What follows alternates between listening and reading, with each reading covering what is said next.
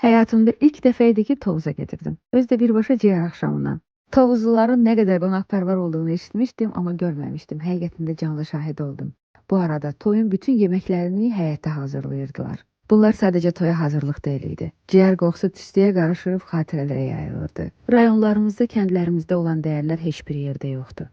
Mən bu ocaqda hər bir loxmanın sevgi ilə bişdiyinə şahid oldum. Qohumların, qonşuların necə birlik olduğunu gördüm.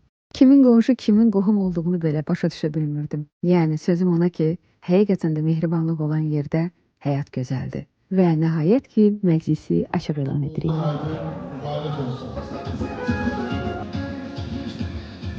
Bəlkə də bu görüntülər bir çoxunuzu keçmişə, uşaqlığınıza qaytaracaq, buna əminəm.